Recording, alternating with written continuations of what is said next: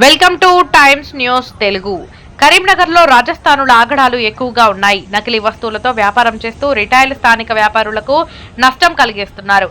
ఎందుకు ఇలాంటి నకిలీ వస్తువులు అమ్ముతున్నారు అని అడిగితే బెదిరిస్తూ కేసులు పెట్టి వేధిస్తున్నారు. కరీంనగర్లో 300 మంది చిరు మొబైల్ వ్యాపారులు పొట్టకొడుతున్నారు. ఈ రోజు కరీంనగర్లోని ఏసీపీ కార్యాలయంలో 1 టౌన్ సర్కిల్ ఇన్స్పెక్టర్ గారికి ఫిర్యాదు చేశారు.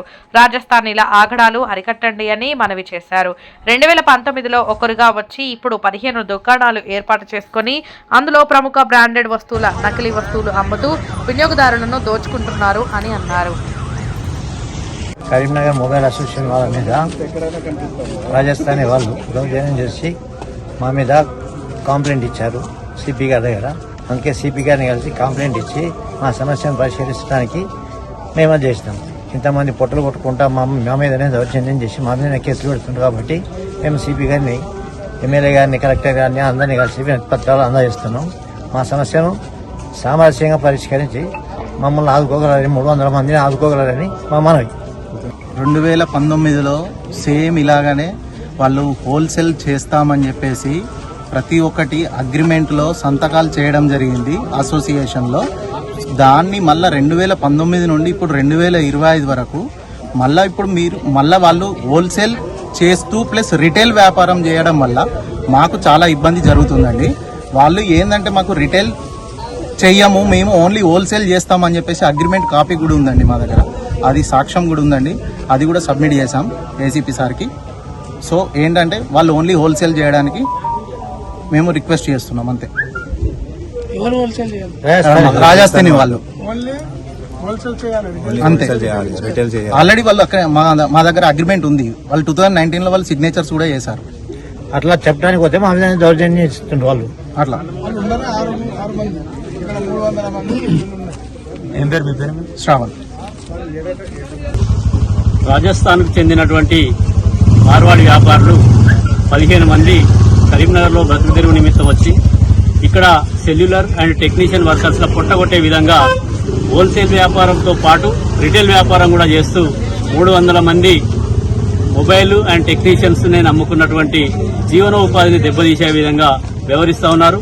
వీళ్ళు పూర్తిగా రాజధాని గుజరాత్, అహ్మదాబాద్ నుండి జీరో సరుకు తీసుకొచ్చి జీఎస్టీ గాని, ప్రభుత్వానికి చెల్లించవలసినటువంటి పన్నులు గాని ఏవి చెల్లించకుండా నకిలీ వస్తువులు తీసుకొచ్చి ప్రజలను మభ్యపెడుతూ మేము తక్కువ ధరకు ఇస్తున్నామని చెప్తా ఉన్నారు.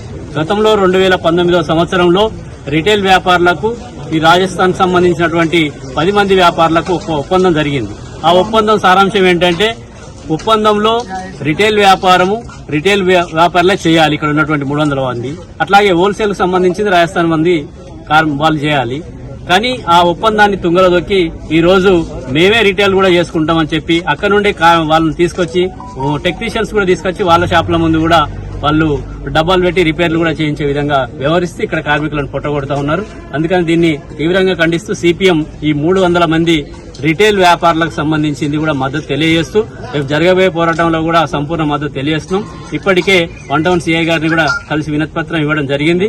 వారు కూడా సానుకూలంగా స్పందించారు. మండే వరకు కూడా వారికి టైం ఇచ్చారు. మీరు షాపులు యథేచ్ఛగా తీసుకోండి, వాళ్ళని రిటైల్ వ్యాపారం చేయకూడదని చెప్తాము.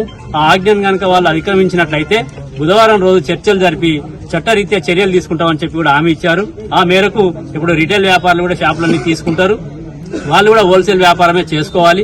అలా కాకుండా మళ్లీ రిటైల్ గా చేసినట్లయితే మా పోరాటాన్ని కొనసాగిస్తాం, ఇంకా ఉధృతం చేస్తాము. రేపు రాజస్థాన్ వ్యాపారులు కనుక రిటైల్ వ్యాపారం చేస్తే రాజస్థాన్ దాకా తరిమి కొట్టేంత వరకు కూడా మేము వెనకాడమని కూడా ఈ సందర్భంగా ఆ వ్యాపారులకు హెచ్చరికలు జారీ చేస్తున్నాం. గుడికంద్ర సత్యం, సిపిఎం నగర కార్యదర్శి. ఇలాంటి పరిస్థితి మేము చూసుకున్నాము. అప్పుడు వాళ్ళతో మాట్లాడి మొత్తం కంప్లీట్ ఎవ్రీథింగ్ క్లియర్ గా రాసి మీరు హోల్సేల్ చేయాలి, మేము రిటైల్ చేస్తాం, మేము టెక్నీషియన్స్, మేము మొత్తం మా పనులు మేము చేసుకుంటాం, మీ పనులు మేము చూసుకోండి, ఎవ్రీథింగ్ క్లియర్ గా రాసి పెద్దల సమక్షంలో కూర్చొని అక్కడ సంతకాలు తీసుకొని మొత్తం కంప్లీట్ ఎలాంటి ఏం లేకుండా ఇప్పటిదాకా నడిచింది. మళ్ళీ ఇప్పుడు వాళ్ళు స్టార్ట్ చేసి మొత్తం రిటైల్ మేయర్స్ ఎవరు చెప్పకుండా చెప్పుకోవాలి మా మీదనే కేసులు బనాయించి ఈ రోజు మాకు ఇక్కడ దాకా తీసుకొచ్చారు. ఇంకా వాళ్ళు ఉన్న 9-10 మంది ఆ రోజే మేము వద్దానంటే వాళ్ళే అప్పుడే వెళ్ళిపోతుంది. కానీ మీరు కూడా బతకండి, మేము కూడా బతుకుతాం ఆ ఆలోచనతో మేము వస్తున్నాం. కానీ వాళ్ళు అలా కాదు, మేమే బతుకుతాం, మొత్తం మాకే కావాలి, మొత్తం డబ్బులని మేము రాజస్థాన్ పంపించుకుంటాం. ఒక్క బ్యాంక్ వెళ్ళాడు, ఒక బ్యాంక్ వాడాడు, ఒక ట్యాక్స్ కట్టాడు, ఏం కట్టాడు, మొత్తం డబ్బులని మొత్తం జీరో. ఇలానే మన కంపెనీ వాళ్ళు కూడా వచ్చి కాపీరైట్ కేసు కూడా చేశారు. ఆ కేసు వచ్చిన వాళ్ళకి ఇంకా బుద్ధి వస్తలేదు. మొత్తం ఫేక్ ఐటమ్స్, మొత్తం బేగం మసాలా తయారు చేస్తున్నారు, ఇక్కడ తీసుకొచ్చి అమ్ముతున్నారు. అందరినీ ప్రతి ఒక్క ఇక్కడ మన ఇప్పుడు కరీంనగర్ వాసులు అందరినీ మొత్తాన్ని అన్ని డూప్లికేట్ వస్తువులు ఇచ్చి వాళ్ళందరినీ పరేషాన్ చేస్తున్నారు. ఇక్కడ మేము అందు గురించి మీరు ఇట్లా చేయదు, మొత్తం ఏదైనా చేస్తే జెన్యూన్ చేయాలి, జెన్యూన్ టెక్నీషియన్ వర్క్ టెక్నీషియన్ చేసుకోవాలి, రిటైల్ మేము చేసుకుంటాం, మీరు హోల్సేల్ చేసుకోండి అని చెప్పినా వాళ్ళు వినిపించుకోకుండా మొత్తం పరిస్థితి ఇక్కడ దాకా తీసుకొస్తున్నారు. వాళ్ళు ఇప్పుడు మొత్తం రిటైల్ మేమే, టెక్నీషియన్ మేము అంతా మేమే చేసుకుంటాం అంటే ఎట్లుంటది? ఇప్పుడు మేము 350 మంది ఉన్నాము. ఇప్పుడు మేము అందరం ఏం చేయాలి? ఇప్పుడు మొత్తం వాళ్ళు చేసుకుంటే ఎట్లా? మొత్తం మళ్ళీ చలో చేస్తాను, మంచి వస్తువు చేస్తాను, మొత్తం ఫేక్ వస్తువులు ఒక్కటి కూడా సరిగ్గా ఉండవు. వేసిన తెల్లారి మళ్ళీ ప్రాబ్లం వస్తుంది, రోజు కిరికిళ్ళే వాళ్ళతోనే. అందుగురించి మేము మా అభ్యర్థి ఏంటంటే మీకు ఏదైనా చేసుకుంటే హోల్సేల్ చేసుకుంటాం, మేము రిటైల్ మేము జెన్యూన్ గా కరెక్ట్ చేసుకున్నామని చెప్తున్నాం అంతే. ఇంకా దానికంటే ఎక్కువ ఏం లేదు. మేము అంటే వాళ్ళకి చెప్పింది ఒకటే, వాళ్ళు ఇప్పటిదాకా కరెక్ట్ అని. ఇప్పుడు వాళ్ళలో కొంతమంది పిల్లలు వచ్చారు, వాళ్ళు వచ్చి వాళ్ళు మొత్తం వీళ్ళను మిస్గైడ్ చేసి వీళ్ళని చేస్తున్నారు. ఇప్పుడు పాత వాళ్ళు ఉన్నంతా కరెక్ట్ ఉన్నారు, వాళ్ళు అదే చెప్తున్నారు, లేదు సార్ మేము కరెక్ట్ చేసుకున్నాం, ఇన్ని రోజులు మేమేం మీకు ప్రాబ్లం కాకుండా చూస్తున్నాము, మేము అట్లా చేసుకుంటాం. ఇప్పుడు కొత్త ఒక మహాలక్ష్మి ఒకటి వచ్చి వాడే మొత్తం వీళ్ళందరినీ చెడగొడుతున్నాడు. నేను మొహమ్మద్ అస్మత్ అలీ. అంటే 2019 కన్నా ముందున్న షాపేనా, తర్వాత వచ్చిన షాప్? తర్వాత వచ్చింది. అంటే వీళ్ళు అంత ముందు ఉన్నారు కానీ మేము అప్పుడు ఆ రోజు కూర్చొని అసోసియేషన్ లో మొత్తం చర్చలు చేసి ఇట్లానే కూర్చొని అందరం కూర్చొని అంత పెద్ద ఇక్కడ మన మినిస్టర్ గారి సమక్షంలో కూర్చొని మొత్తం మేము పేపర్ రాయించుకొని మొత్తం ఆ రోజు నుండి ఇప్పటి వరకు ఎలాంటి ఇబ్బంది. ఇప్పుడు మళ్ళీ మొదలు పెట్టిన వాళ్ళు.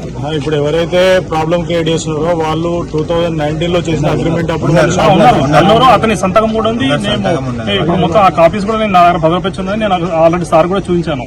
ఇవి మొత్తం అగ్రిమెంట్ చేసి మళ్ళీ ఉల్లంఘిస్తున్నారు, ఇది కరెక్ట్ కాదు. కానీ పేపర్స్ ఏమున్నాయో మీడియా కూడా ప్రజెంట్ చేయండి. ఆల్రెడీ కాపీస్ ఇస్తాం మీకు. మీ పేరు? Mohammad Asmat Ali, association president.